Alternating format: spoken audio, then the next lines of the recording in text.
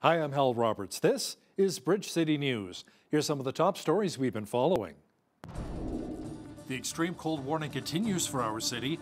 Lethbridge Mayor Blaine Hagan discusses what they're doing to protect our most vulnerable. The city of Lethbridge announced its new fire chief. We will introduce you to Greg Adair. And we hear a powerful story of an Indigenous man who talks about the challenges he faced while serving for the Canadian military in Afghanistan. Your nation, your province, your southern Alberta. From the heart of Lethbridge, it's Bridge City News with Hal Roberts. Thanks so much for joining us. Many areas of southwestern Alberta have been experiencing temperatures below -30. The extreme cold warning from Environment Canada continued for our region. The Sage clan in Lethbridge made an appeal for blankets and warm winter clothing on social media, saying the city shut down their emergency shelter when it was -32 or -41 with a wind chill. Now, the warming shelters needed to protect our city's homeless. Well, today, city officials responded by saying the city did not close the warming center, but instead, the Sikh Okotoki Friendship Society made the decision to transition clients to the Alpha House shelter, which has the necessary resources to support those who need them the most.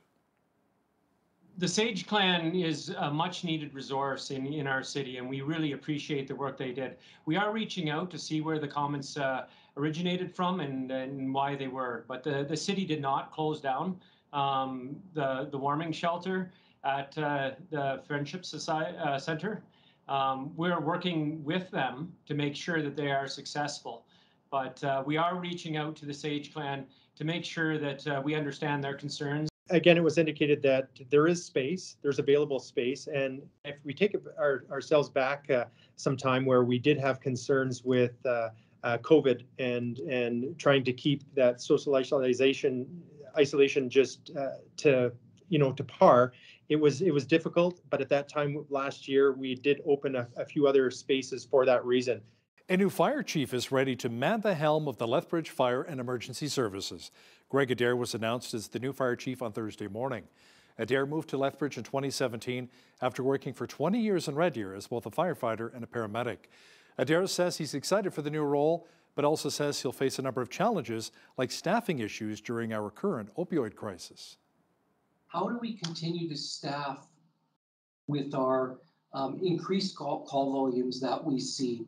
We know that the opioid crisis is a continual crisis that's been going on for 3 to 5 years, and those call volumes just keep going up. How do we effectively respond to all of those emergencies throughout, that continue to increase? So it will be a challenge to address that, but it's also an exciting opportunity to look at how we will be able to respond better in the future. Adair will start in his new position on January the 12th, which will allow for a transition period between him and retiring Fire Chief Mark Rathwell. Rathwell's final day is on February the 11th. With the province's announcement that students will be heading back to school on Monday, Dr. Dina Hinshaw says it's very important to balance the rise of the Omicron variant with health protections for both students and staff. We know that COVID infection has a low but not zero risk for children. We also know that in-person learning is critically important for many kids' educational and social development and can provide a sense of stability and normalcy in these challenging times. There are no perfect, completely risk-free solutions available to us or any jurisdiction around the world, and I believe the provincial approach balances the many competing risks that our children face. The community transmission risk right now is the highest it's ever been. So I want to be clear that out in the general community, no matter what the setting, there is a very high transmission risk right now. And I continue to advise that people do everything they can to minimize the number of close contacts they have. The province says more than 1 million Albertans have now received their third vaccine dose, helping to protect them from COVID-19. Health officials say another 2 million Albertans have received 2 doses, and 89% of Albertans aged 12 and older have received at least 1 dose. More than 160,000 pediatric vaccines have also been administered to kids aged 5 to 11. Alberta and Ottawa have announced the second phase of a program to help livestock producers hit hard by last year's severe drought. Under the program, producers can apply for more compensation to help cover costs due to dry weather and extreme high temperatures. Government officials say the payments will put up to $340 million into the hands of farmers. Alberta Agriculture Minister Nate Horner says without the funding, producers risk losing their competitive advantage by having to sell off most of their livestock herds. Val Olson ran for the Wild Rose Party in Medicine Hat during the 2015 Alberta provincial election. She's also a media personality here in southern Alberta. We recently chatted with Val about what it will take for the United Conservatives to be re-elected next year. Val says it all comes down to trust. To be a conservative, we are morals-based people. So if the UCP wants accountability, they need to sit down with someone like yourself, Hal, or go in front of the camera, and they need to take their calendars out starting with January of last year and look at all of the mistakes they made. And that is the only way to rebuild trust. Or they need to sit at a table and they need to find the people that are creating solutions, the everyday Albertans, not the elitists, not the entitled, but everyday tax-paying, freedom-loving Albertans, and listen to what they have to say. And together, that's how the UCP could look at building trust. Make sure you catch the full interview with former Medicine Hat Wild Rose Party candidate Val Olson coming up after Business News. Federal Conservative leader Aaron O'Toole is urging all Canadians to get vaccinated, but he says he does not like the heavy-handed approach with vaccine holdouts who have a legitimate medical reason for avoiding the jab. Make the right decision, and if you're concerned for whatever reason, have those concerns addressed. The more that we can take the temperature down here, the better for getting vaccination levels up. But there are going to be as much as 15% of the population that is not vaccinated. We should be proud that most Canadians have had questions answered and have done that. How can we get that amount down even more? The medical experts I've spoken to is education, is dealing with anxieties. And that's what we have to do in conjunction with measures that some of the provinces are doing. But let's not kid ourselves. Mr. Trudeau has tried calling names. He announced a mandate without even getting a charter opinion on the mandate. Most of the tribunal and court decisions in the last few months on mandates followed exactly what I said, which is in some cases, you will have to try and find reasonable accommodations between keeping people safe and people not losing their job, losing their home, not being able to provide for their kids. Federal Health Minister Jean-Yves Duclos says the Liberal government will send provinces over 100 million rapid tests this month as their testing systems are strained under the fast-spreading Omicron variant. Rapid tests are proving to be an important tool to help us Canadians reduce the spread of Omicron. Before December 2021, our government had delivered 85 million of such tests to provinces and territories. In December 2021 only, an additional 35 million tests were delivered to provinces and territories. Today, I'm pleased to confirm that an additional 140 million rapid tests will be delivered to provinces and territories in the month of January. As requested by our colleagues from provinces and territories, these tests will be allocated to them on a per capita basis. The wildfire spread of the Omicron variant has led to police staffing problems in some Canadian cities. The Winnipeg Police Service has declared a state of emergency due to 170 of its personnel being off on COVID-related leave. In Edmonton, the police service said 194 employees were away due to illness or isolation, including 100 who have tested positive for the virus. In Calgary, police are redeploying officers to frontline duties as more staff are also ill with COVID-19. An Indigenous man is recounting his experiences during his time serving with the Canadian military in Afghanistan. He offered his take on what we as a country learned from being in Afghanistan. As Micah Quinn explains now, he says serving as an Indigenous military member had its fair share of challenges. Preston Crowchief served in Afghanistan with Canada's military from 2009 through to 2010. Crowchief says he dealt with PTSD over several occasions during his time in the military. I call it my somber New Year's experience, So my sergeant, his name was Kirk Taylor. He got blown up in that explosion in 2009. There's a news reporter too. Her name was Michelle Lang. And George Mioch, Chidley, and McCormick, their vehicle got hit. And, at the time I really downplayed it, but being over there when you lose your friends, it's a lot different.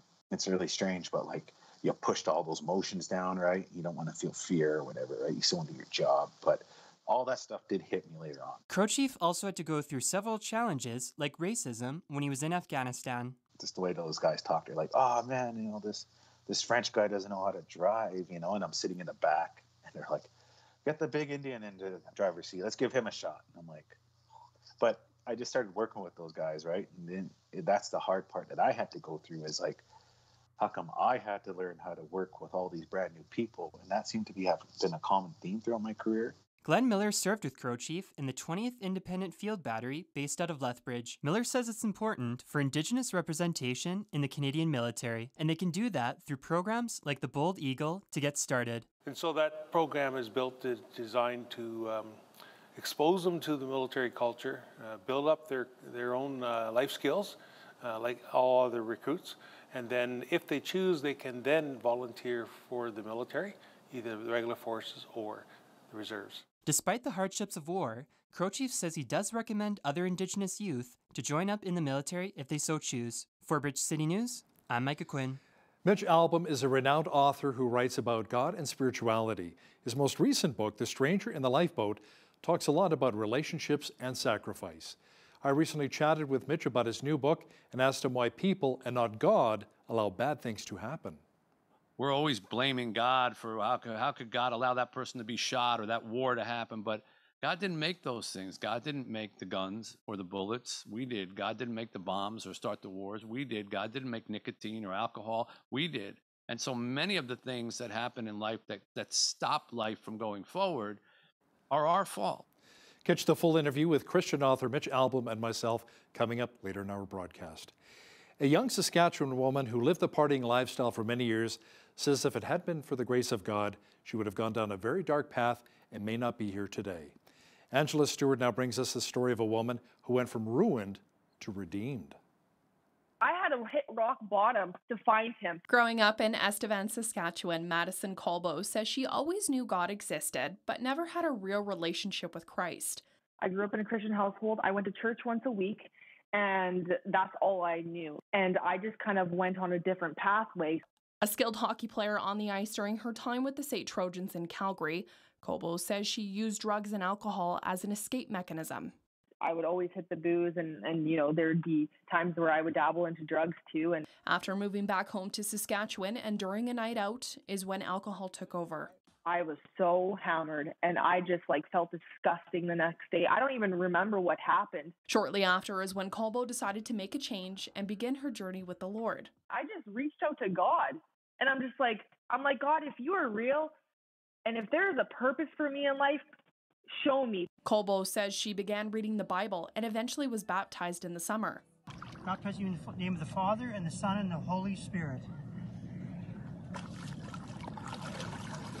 After the Lord saved her from her past lifestyle, Colbo began posting her transformation on social media and has now gained over 100,000 followers on TikTok.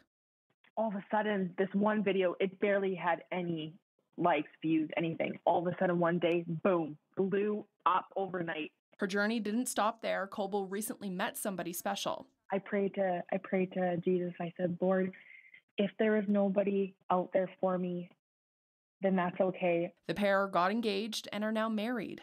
Colbo says she wants to continue spreading the word of God and eventually has plans to be more involved in ministry. I don't drink anymore. I don't smoke anymore. God never left my side. For Bridge City News, I'm Angela Stewart. What an amazing story. As Saskatchewan faces more Omicron cases, the province's education minister, Dustin Duncan, says schools will remain open. This week, students in the province became the first in Canada to return to school without a post-holiday delay. We know that we should expect that cases are going to increase, but we've said all along, and I think what Dr. Shahab has been very clear about, is that schools should be the last to close and the first to open. And so we want to make every effort to have as many students as possible in front of a teacher.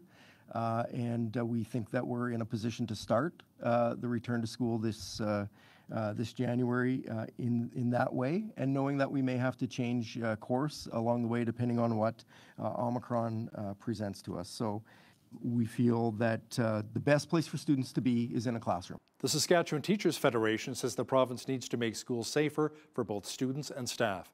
Patrick May says N95 masks should be provided, and there needs to be mandatory masks and proof of vaccination for all school-related activities.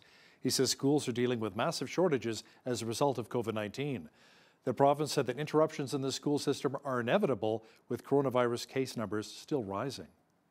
So we are also calling on the government to communicate what the threshold is for classes and schools to move to online learning, the process for monitoring and implementing moves to online learning, and provide support to schools to implement these changes so it does not become the responsibility of our principals. Dr. Shahab indicated it is important we attempt to slow the surge. While it is unfortunate that we lost that opportunity to implement these measures before students returned, doing so now would still help to ensure in-person learning continues. South of the border, residents who lost their homes and all of their belongings due to recent Colorado fires picked up donated clothing in a pitched tent in the parking lot of a restaurant in Boulder, Colorado. You know, the first things are food, shelter, and clothing, right? We can't provide shelter, but we can provide food and clothing, and we're going to do this as long as we can. Nice to have an opportunity to. I just have a bunch of clothes at home that a lot of them were new, haven't been worn, so I thought somebody would make use of that. Thank you. So our house burned down about 5 days ago in the Marshall fire. We lived in the Sagamore neighborhood, so our house is gone, and all of our neighbors and all of our neighborhood and all of our community is gone. It's hard to come here and find clothes because I still, in my head, can picture my house so clearly. I feel like we're at an airport and our luggage got lost, and I'm going to get home really soon and all my things are going to be there. The oldest World War II veteran in the United States has died at the age of 112. Lawrence N. Brooks was working at a sawmill when he was drafted into the U.S. Army way back in 1940. I got on this big ship called the Queen Mary.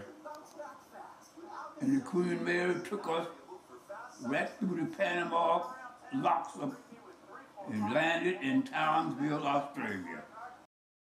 I tried to forget about that. I remember about that. Yeah. Yeah, well, what happened back then, I just tried to forget about it. Yeah. I got through it all right. Nothing happened to me.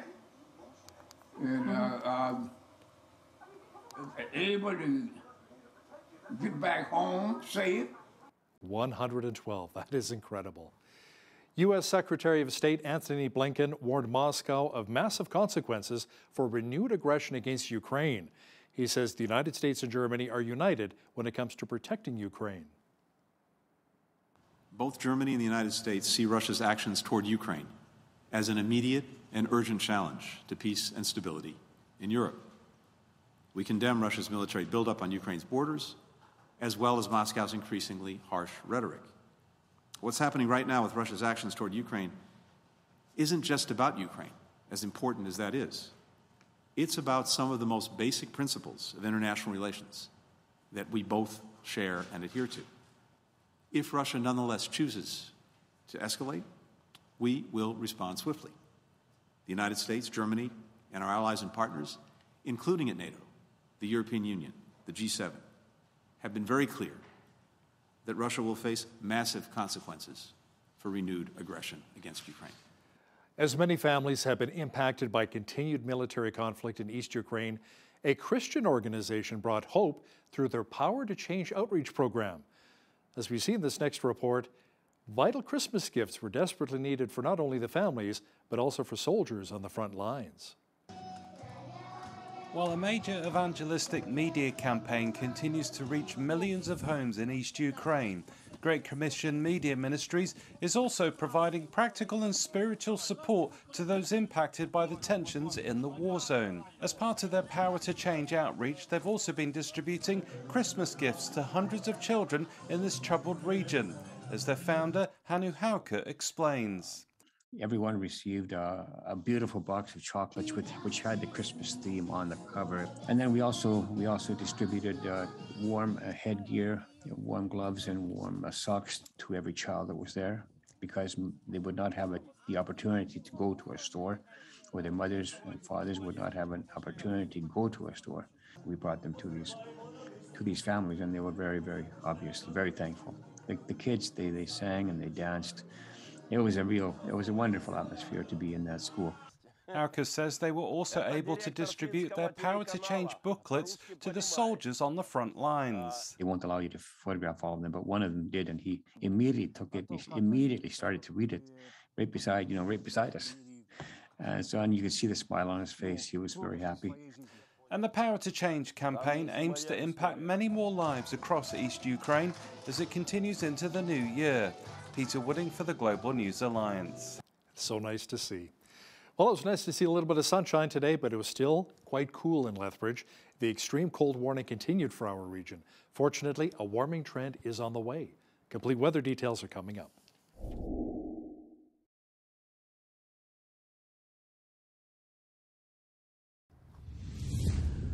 Well, we had more snow and cold temperatures again in southwestern Alberta as we hovered around the minus 20-degree mark.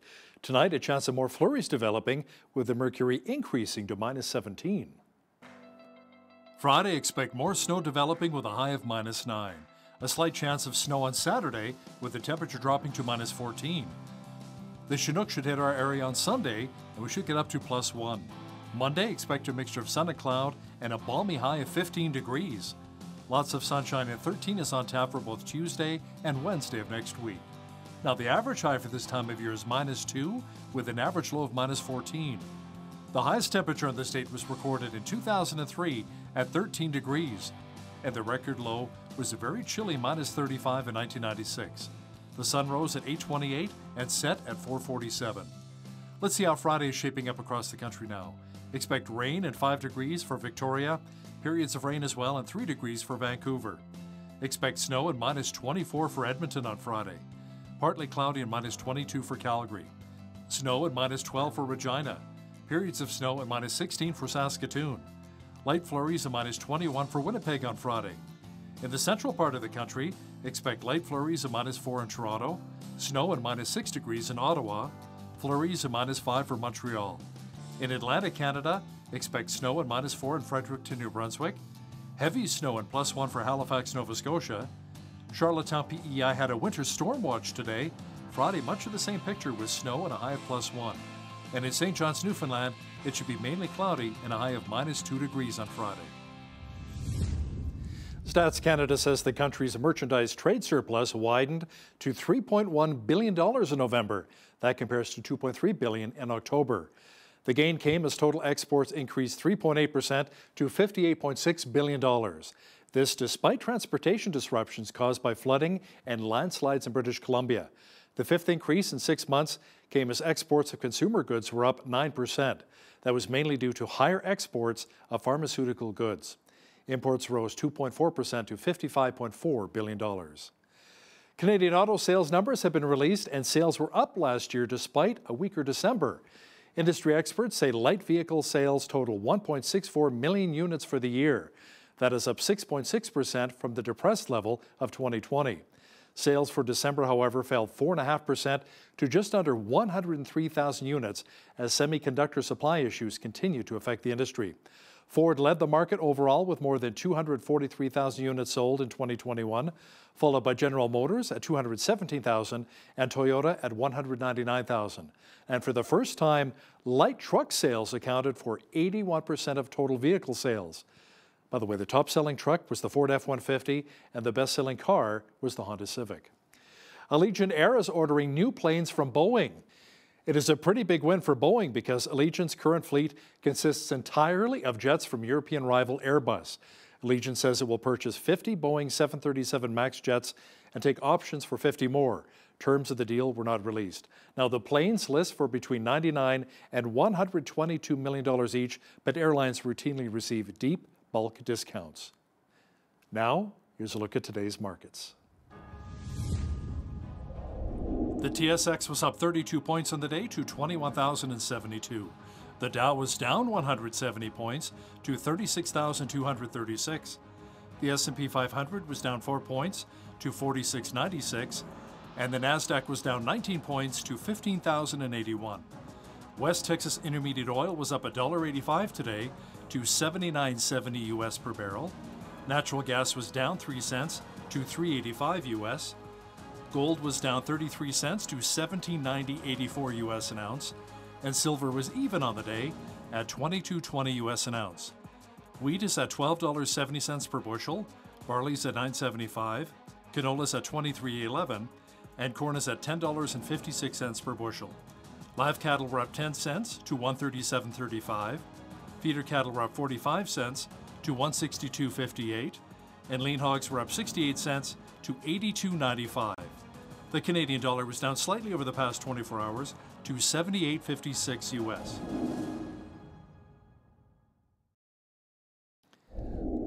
Recapping one of our top stories, Greg Adair was announced as the new Lethbridge Fire Chief. Adair moved to Lethbridge in 2017 after serving for 20 years as a paramedic and firefighter in Red Deer. He'll begin his new position on January the 12th. Adair will take over from interim fire chief Mark Rathwell.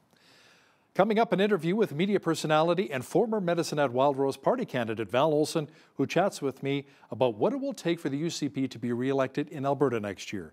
That insightful interview is coming up after the break.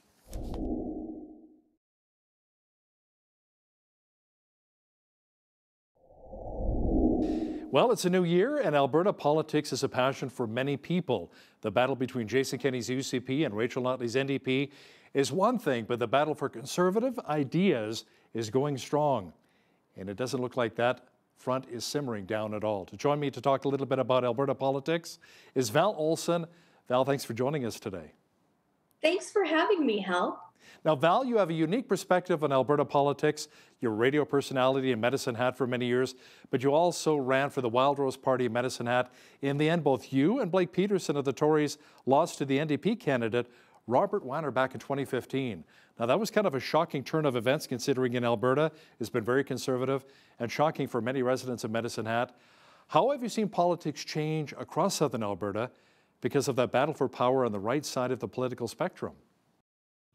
Well, I would say that principled people realized that they would need to step it up a bit, for sure, because you can't just, go to the vote box, put your vote in, and walk away. They recognized that the left, they are well-funded, they're organized, and they are doers. And so that showed that we're going to have to take it up a notch, and we're going to have to get out and not just vote, but be accountable for our vote. So definitely we're seeing mobilizing that took place and just a growing of the conservative brand.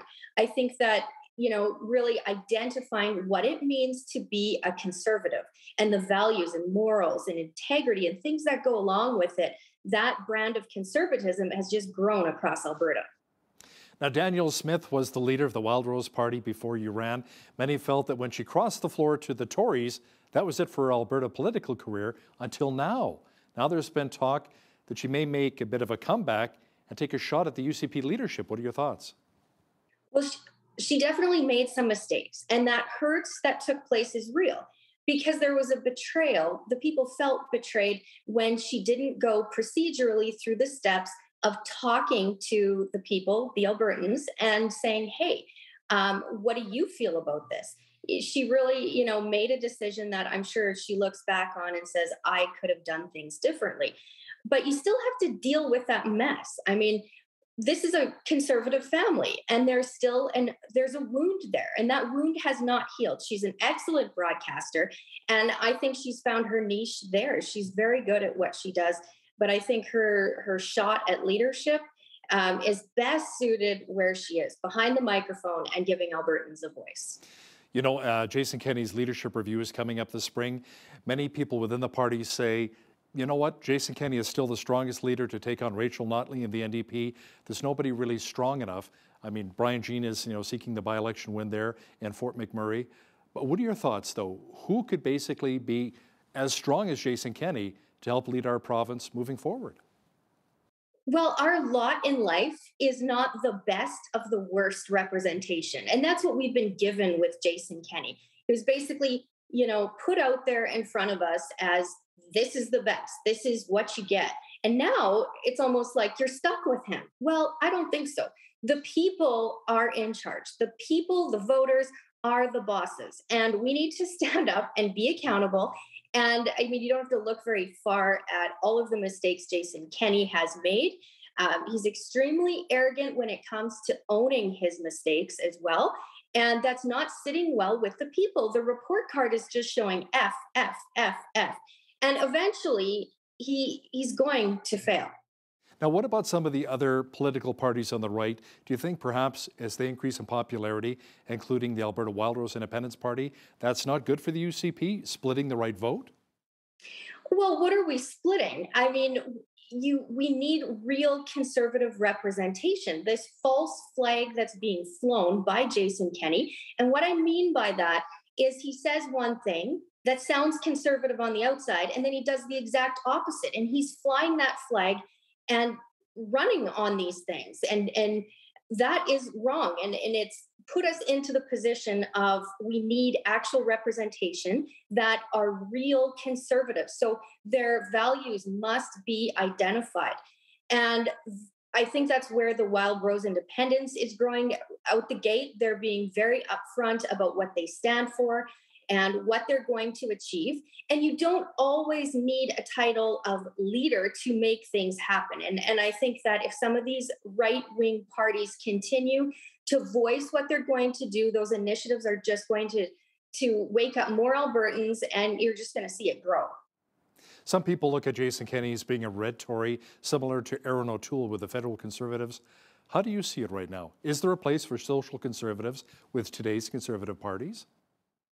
I think we have to start dropping the titles, and we've got to start actually evaluating what these people are doing. Aaron O'Toole, Jason Kenney, yeah, they are two peas in a pod, and it's not a conservative pod. They push globalist policies. So why are we allowing them to do these things under the conservative banner? And Maxime Bernier has really addressed that. But on the localist of levels, you don't have to be a Maxime Bernier or someone with a name. You can just be an average citizen and start calling out some of the actions of these leaders and say, this is not conservative whatsoever.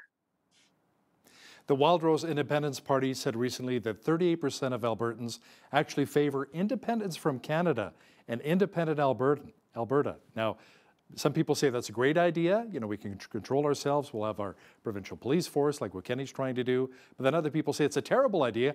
How are we going to get our products to Tidewater? What are your thoughts about an independent Alberta? I love the word independent. I mean, it just speaks grown up and in charge of making your own decisions. So who wouldn't want that? I mean, that's a good thing. And we need to see that. I mean, when you've got government overreach to the point that you're losing freedoms by the day. Come on, who wants that? We are a free country. And so independence is a good thing. Every which way I look at it, Helen. Now, the left side of the political spectrum, Val, doesn't seem to really have an issue when it comes to fragmentation and independent Alberta. Do you think this would draw more voters to the NDP? You're right. The NDP is a machine. They are well organized, well funded, and they're really good at getting people out to do the stuff that they want to get done to get power. So we need to look at that model. We need to look at that method, and we need to learn from it. Never be afraid of information and what your opponent is doing. I say, look at all the information, vet it, and then, be inspired on your own 2 feet to go out and do something for the conservative brand. And also, we need to identify what it means to be conservative. I am a principled person. There are many principled people across Alberta. There is more of us, but we've got to start having these conversations. And it's just like this, talking to you, Hal, and being given the opportunity to share what our values are. That's what we need more of. We need everyday Albertans to start speaking up. That's what it's going to take. Val, Alberta Conservatives really need a united voice at the polls as we head into the next provincial election next year. The UCP and Premier Jason Kenney have taken a bit of a hit when it comes to their popularity, but in all honesty, during the pandemic, a lot of political leaders have, and a lot of parties. What, in your opinion, will it take for the UCP to really rebuild its image as we head into the provincial election next year? Will it start with the economy? It can start with the economy, absolutely. But to be a conservative, we are morals-based people. So if the UCP wants accountability, they need to sit down with someone like yourself, Hal, or go in front of the camera, and they need to take their calendars out starting with January of last year and look at all of the mistakes they made. And that is the only way to rebuild trust. Or they need to sit at a table and they need to find the people that are creating solutions, the everyday Albertans, not the elitists, not the entitled, but everyday tax-paying, freedom-loving Albertans, and listen to what they have to say. And together, that's how the UCP could look at building trust. But to date, that's not what I'm seeing from that party. What do you think people need to be looking for when it comes to having a very strong premier?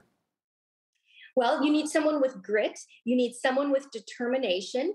You need someone who doesn't pander. You need someone who has a spine, who's able to stand up, call it like it is, say it like it is. And they need to have a vision for Alberta. Without a vision, what does the Bible tell us? Without a vision, my people perish. And so it's so important that we have a visionary at the front that is speaking truth and life and economic growth and recovery into our province, not more government control. And that's what we're seeing in Jason Kenney. So it's really important that we have a visionary who, has great ideas and has a comeback. So what, in your opinion, will be the focus for Rachel Notley and the NDP heading into next year in the provincial election to try and unseat the UCP and Premier Jason Kenney? Well, I think that we're going to see her do what she does best. She's approachable. I wouldn't be at all surprised that it would be easier for me to sit down with Rachel Notley and talk about issues that Jason Kenney skirts around and just won't talk about because he's scared. He's scared to have conversations. She's not. So he's going to have to get out of his little shell, and he's going to have to get into the trenches with the people and start having hard conversations. And I would be an excellent Albertan to start with, because I'm talking to many moms, and there's many moms just like me that Jason Kenney seems to be afraid of. And when you have a politician who's afraid to talk to people that, he doesn't, maybe he doesn't agree with certain things I say, but he ostracizes his base of conservative voters. And I think Rachel Notley recognizes that. And so that's where I'm seeing her work her way into the conservative circle and talking. And that's where it starts. If you've got a leader who's afraid to talk to the people, it's not a good sign. Apparently there's an initiative for our province, Alberta, to join the United States, become the 51st state. That's not really a new idea. What can you tell us about this initiative, Val? Well, I can tell you that the initiative has legs. I'm talking to some of the organizers behind the scenes, and they're bringing people out in the freezing cold. I mean, it's cold in Alberta right now, and people are still coming out in droves to hear the message of freedom and liberty, and they're addressing what's going wrong in Alberta and saying, hey, maybe the solution is to join and become the 51st state of the United States of America. And the engagement that I'm hearing from everyday Albertans across Alberta is huge. I mean, the engagement is big. And so when you see that, again, independence, that's the word that's creeping in. People are looking for their independence. Now, in the United States, Turning Point USA had a recent week-long event, and some said they were shocked to see the large number of young people in attendance, teenagers, people in their 20s as well, and many people attended, and Medicine had too. Do you think there's kind of a shift in the mindset towards more conservative values? Isn't that exciting? That's so exciting. That means that this next generation is thinking back on the morals and values that were instilled from their parents. And they too are coming into their independence, and they have good heads on their shoulders. And it's not just all about government entitlements, government handouts, or government control. They understand that freedom is not free. So I think this is a really good thing. I'm not surprised that it's Medicine Hat and my home community, because we have a lot of real free thinkers and just very, very impressionable young people there that want to be part of the conversation. So I'm really excited and encouraged by that news. So what do you think that people can do to really engage with their political processes here in Southern Alberta? I think that they have to have hard conversations, and I think that you can't give up. I think that you have to take it up a notch. If you call your politician's office and you can't get them on the phone, don't give up. Across Alberta, we're community based, and most people know where their politicians live. Don't be afraid when you see them shopping locally at stores to go up to them and say, hey, I want to talk about this, this, this, and that. Why don't you come into my home, sit at my table, and talk around the table and be real and be honest? And another thing you consider doing is when you get their attention, record your conversations with them and then share it with your community. This is a great way to grow conservatism, to show who the real true conservatives are and who the fake and phonies aren't. And it's a way to gain some numbers, gain some traction. And before you know it, you can start conducting your own polls and you'll be able to have your own data. And that's when you know you have authentic and real data that matters that you can count on. Val Olson is a former Wild Rose candidate from Medicine Hat and has a true passion for politics. Val, thanks a lot for joining us today from Arizona. Thanks, Hal.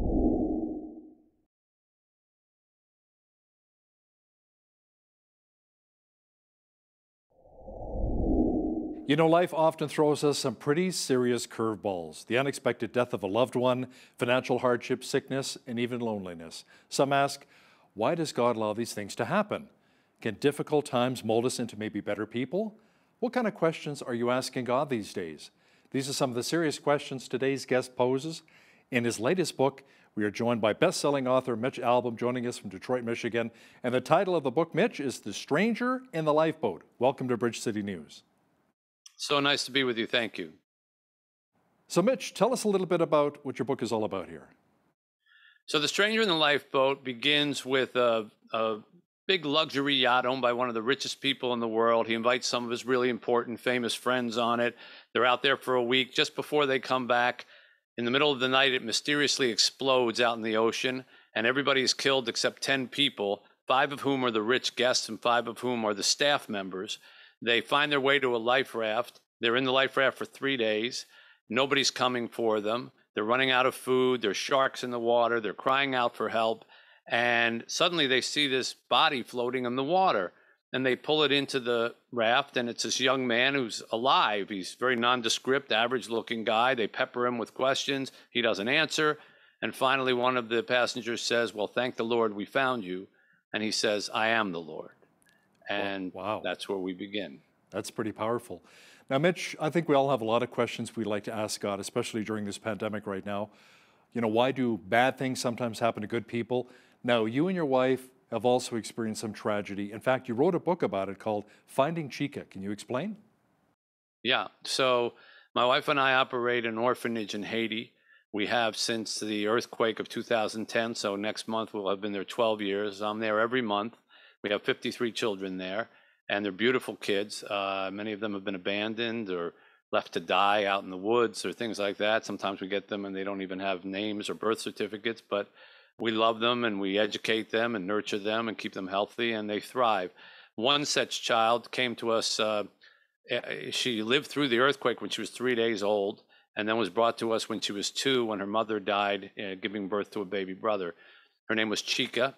She was with us for 2 or 3 years. It's the funniest, loudest, brashest, bossiest little kid that we had. And then when she was 5 years old, she developed a brain tumor. And we brought her to America thinking that, they'll fix her up and they'll send her back. And she never went home. We ended up adopting her, and we traveled the world for 2 years trying to find a cure for her. And although we didn't find a cure in the end, she was supposed to die in 4 months, and she lived 2 years. And during those 2 years, we found something just as special as a cure. We found a family, and I wrote a book about that. And in many ways, Finding Chica, which was the previous book I just wrote a couple years ago, and The Stranger in the Lifeboat, this brand new book, are sort of bookends of an experience, because the first book I wrote in pain, really, and the second book I wrote in healing. And a lot of the questions that these passengers in this boat posed to God, as you suggested, are the questions that I posed after we lost a child. Wow, that's a powerful story, Mitch. Now, some people respond differently to tragedy. Some people seem to accept it at some point, and maybe forgive and move on, while other people seem to live in constant grief and anger. Any advice to those who are struggling with severe loss? Well, sure. I mean, I've been dealing with that question really since Tuesdays with Maury, which I wrote now 25 years ago. So I've kind of become a little bit of an expert on loss, at least being asked questions about loss. And one thing I can say, I guess the best example I can give is one I did in The Stranger in the Lifeboat. At one point, one of the passengers whose wife died several years ago and he's never gotten over it and he's been grieving her, he breaks down in front of this character. He says, okay, if you're God, then tell me, why did you take my wife? Why did my wife have to die? And the answer is, when people die on earth, their loved ones always say, why did God take them? Maybe a better question would be, why did God give them to us? What did we do to deserve or merit their love, their sweetness, the great memories? Didn't you have moments like that with your wife? He says, yes, every day. And the Lord character says, well, those memories are a gift, but their absence is not a punishment. I'm not here to punish you. You go on, I go on. This world isn't the be-all, end-all of everything. And he finishes by saying, I know that you cry when your loved ones on earth depart, but I can assure you they're not crying where they are. And for me, I wrote that as much for me as for anybody else who's lost somebody in their life, because maybe if we tend to look at it as like, well, what do we do to warrant having them in our lives, even for the time that we did? We had Chica for a couple of years. That seems like nothing. But then there are parents who have their children for 6 months, for 6 weeks, for 6 minutes. And who are we to deserve even the 2 great years that we had? So if you tend to look at it as like what a blessing we had, what a gift we had instead of what we lost, then you can come at it a little bit from a better approach than being angry at God. But maybe being more appreciative of the things that we did have, even for the limited time we had. I guess it's more about spending the quality of life with someone than the quantity, right? That is always true. Let's circle back to this orphanage you and your wife run in Haiti. Most of us have heard about the missionaries who've been taken hostage there, a lot of kids as well. There's a lot of fear and poverty in that country. Any thoughts on what can be done for the people living there? Well, yeah. Sadly, it's beyond probably you, me, or the viewers. They need help from other countries.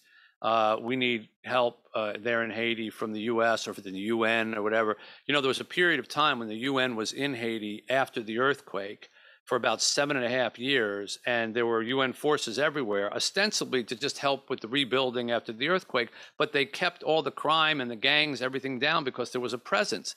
As soon as they left, that's when all this started back up. And it shows you that Haiti needs outside assistance. They're the second poorest country in the world, the poorest on this side of the world. The government doesn't have the money. The police don't have the support. And consequently, the gangs are basically running things. And they're controlling the streets. They're controlling where you can go. Our children at our orphanage, come next month, it'll be 2 years since they've gone outside from the gates of our orphanage, because it's just not safe to be out on the street. That's no way for people to live. And the kidnappings that we heard about, while shocking, and I know a Canadian was one of the people who was kidnapped, and there were Americans, but the truth is there have been over 800, even 900 people kidnapped in Haiti this year alone, and only 40 or 50 of them are foreigners.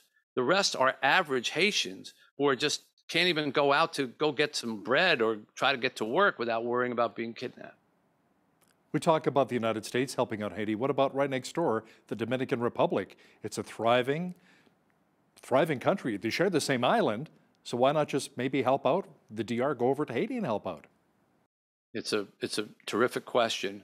Unfortunately, there's nothing but animosity between the Dominican Republic and Haiti. They throw out the Haitians who live in their country. They don't want them over there. They come up with every kind of reason to deport them and get them out. So, you know, you ask a great question. Unfortunately, the answer is not very satisfying. That is very sad. Now, Mitch, depending on various backgrounds and upbringings, we all have differing views of what God may be like. Some people look at God as being very angry, vengeful, while others seeing him as being quite distant. What are your thoughts? I don't like to think of God as angry. I like to think that God gave us the tools that we need on this planet to make a paradise. You know, there's a moment in The Stranger in the Lifeboat where, I don't want to give too much away, but a passenger sort of takes his own life, not in a bad way, but he doesn't want to eat up the resources that the other passengers, you know, there's very little food and water, and he knows he's going to go to heaven. So in the middle of the night, he takes his life. And the next morning, all the passengers wake up and he's gone, and they get angry with the God character. And they start saying, how could you let that happen? And one of them says, if you were really God, you would have stopped it. And the response is, God starts things, man stops them. And if you think about it, you know, we're always blaming God for how could God allow that person to be shot or that war to happen? But God didn't make those things. God didn't make the guns or the bullets. We did. God didn't make the bombs or start the wars. We did. God didn't make nicotine or alcohol. We did. And so many of the things that happen in life that stop life from going forward are our fault. Conversely, we have all the resources we need to feed every hungry person on the planet if we wanted to. We have the intelligence to wipe out any disease. Look what we did with the vaccine in less than a year when we really put our minds to it. You don't think if we did the same thing on a global scale with cancer, we could wipe that out or anything else? But we don't. We choose more selfish, more nationalistic, more personal goals than trying to help the world. So I think God, he doesn't get angry, but I don't think God pops in and stops our hands from doing something, you know, every time we're going to do something wrong. I think he gave us the resources to create a perfect world, and he's watching us, praying for us, hoping for us that we figure it out and come to him because we have realized that this world can't be this magnificent place that it is without God. But he's not going to jump into your head and program you and say, you must pray to me 7 times a day, and because then you're a robot, you know, and I don't think God wants robots. I think he wants hearts. So, Mitch, many people today believe that some religious leaders often fail to represent God to the average, everyday person, showing how much God really loves us and how he sent his son Jesus to die for us here. How do you see it? Well, there's a difference between faith and religion. And religion can be practiced perversely at times. There are many things, in fact, in the history of the world, some of the worst tragedies and worst atrocities have been committed in the name of a God or somebody's belief. So faith to me should be something that is passed on by leaders to be encouraged, that leaders should encourage individual people to find faith between themselves and God, find the love of God in their lives. When people start saying, God sent me to tell you what to do, God sent me to tell you we need to destroy these people over here, that doesn't sound like God to me, you know, and I hope that people would not listen. A lot of people have been dealing with a lot of depression and anxiety during the pandemic here, Mitch, all around the world. What do you say to someone who is quite depressed and says, you know what, I really don't think that my life matters at all? Well, I wrote a book called The 5 People You Meet in Heaven, which was based on an old uncle of mine who thought his life didn't matter. And he died thinking he was a nobody. And in the book, The 5 People You Meet in Heaven, this character goes to heaven and he meets 5 people from his life, some of whom he remembers, but some of whom he barely knew for like 1 minute. And yet they changed his life forever and he changed their life forever. And by the time he's done, he realizes that one life touches countless other lives. Think of how many times you've been on a highway and you've been driving and you just drift a little bit, and you start to drift into the other lane and somebody honks the horn and you pull yourself back and you, whoo, boy, that was close. And the car goes past you. You don't even look at them. And yet they might have just saved your life. They literally might have just saved your life. And you don't even look at them because you're embarrassed. You know, you're holding onto the wheels. I don't want to, it was my fault. I don't want to. Well, so in that instant, that person had an effect on your life. So if that can happen on a highway like that, think of all the interactions that we have with one another that every day that have to have some effect. And if you're depressed and if you're down, I always say, go out and find somebody who's got it worse than you. You know, I never have to worry about being depressed or down about my existence because I go to Haiti every single month and I see people who are scrounging for water and for food. I see children who come to us who were left under trees to die, and we had to bring them in and invent a birthday for them and invent a name for them. How am I going to feel sorry for myself? And there's always people out there who have it worse. We just need to go find them, and I think you'll feel a lot better about your position in life once you do. Mitch, you touched on the children just a little bit here. Let's talk a bit about the charity you run, which is the first ever 24-hour medical clinic for homeless kids in the United States. Tell us a bit about that.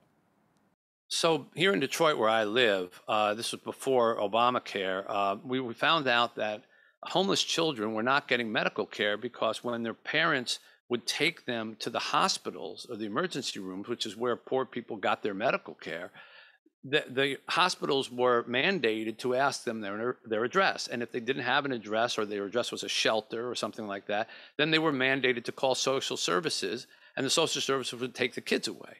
So you would bring your child in to a hospital trying to get them better, and you'd end up losing your child.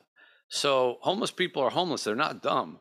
And so they figured this out, and they stopped bringing their kids. And consequently, a homeless child who might get a flu that with medication or treatment could be taken care of and they'd be back in school in a week, would miss a month worth of school because they didn't get better. So we opened up the nation's first clinic for homeless children here in Detroit with no questions asked and no insurance required and all the rest, and serviced them. Now, once Obamacare and My Child and things like that came in, it alleviated some of the problem, but we continue to operate the clinic for children and their mothers now and their families. And it was hugely successful, made a big difference in a lot of kids' lives here in Detroit. That is beautiful to hear. Mitch Albom is the best-selling author of The Stranger in the Lifeboat, available at mitchalbom.com. Mitch, thanks for joining us today from Detroit, Michigan, Motown. It's been a pleasure. Thank you. On behalf of all of us here at Bridge City News, I'm Hal Roberts. God bless and thanks for watching.